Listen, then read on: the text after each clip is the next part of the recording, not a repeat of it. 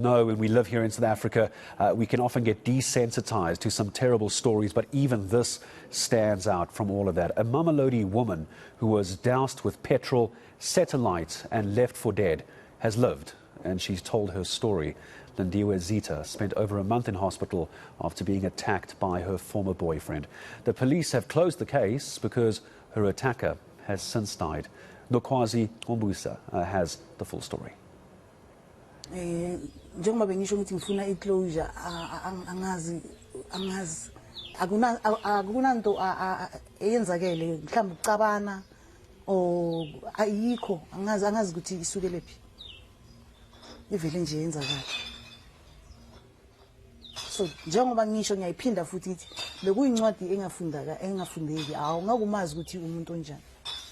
But the person with the answers, her former boyfriend, Eric Marakalala, died in police cell a few days after he doused Lindiwe Zitha with petrol, setting her alight and leaving her scarred for life.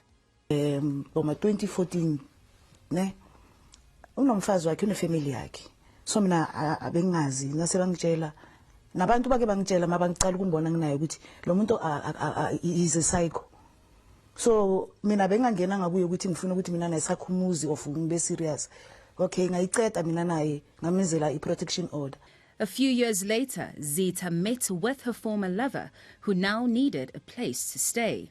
After offering him shelter for one night, this would turn into an 8-month stay.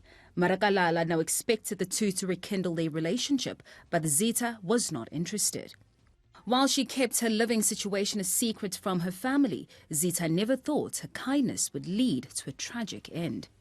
Uthela ipetrol uthela la emnyango. Ngibone sibone ngeflame. Usandra uyabale kuzotshela ugogo ukuthi nangu Lindiwe uyasha. Manje sesibalekele ekamereni. Uyangilandelela, uyangidoza. Uyangidoza. Uyaphuma nakaphuma ulayitise igwayi. Uthe net nakaphuma la light igwayi. Kanti naye makangidoza, ipetrol beyibuya kuyi yambamba. Zitha spent over 2 weeks fighting for her life in ICU. At the time, the circumstances around her attacker's death remained a mystery. Bengizwa into ngizwile ubuso bami bebusha ngirola phakathi kweflame. Into ngiyibonile bengigcoka ama boots. Iraba yeboots yiyo beyinginamathelela. Nangisuka lapho ngiloku ngikhamanzi ngiloku ngicisha ngezwe khona into ngathi yangihlaba.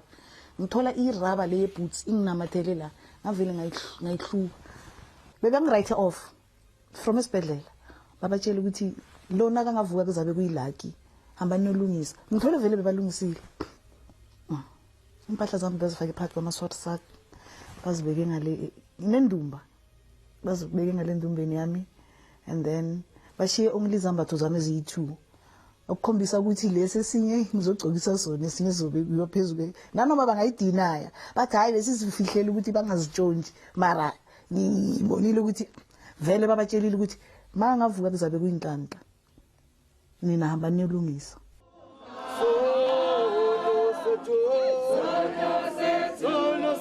Gender-based violence activists say while Zitha's case is not like any other, economic dependency makes it difficult for most women to leave their abusive partners.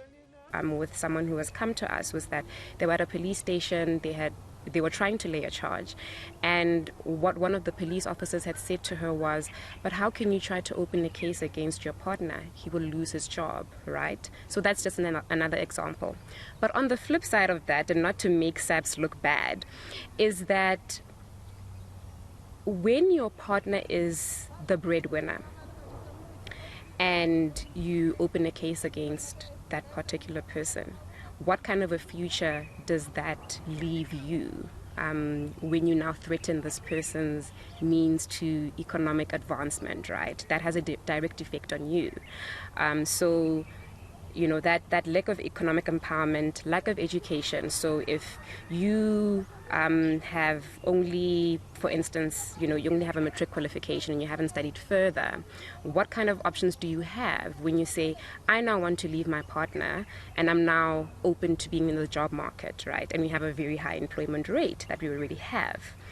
What are your chances of your survival looking at where I am in terms of my own economic empowerment, my personal development, what I have in terms of my skills and expertise. Can I compete? Can I survive? Can I do it alone? So it really does boil down to economic justice, the fact that women don't have equal opportunities that men have, and even if they do, they wouldn't have the same kind of means. They wouldn't be paid at the same scale as men. So those are the kind of intricate issues that you need to start looking at when we talk about women who go back to their partners. As we observe Women's Month, gender-based violence and femicide have come under the spotlight. And stories of women like Lindiwe Zitha, who not only survive but become a light for others to follow, underscore the undying spirit of Imbowodo, the fighting spirit within every woman. For ENCA, I'm Nokwazi Qumbisa in Mamelodi.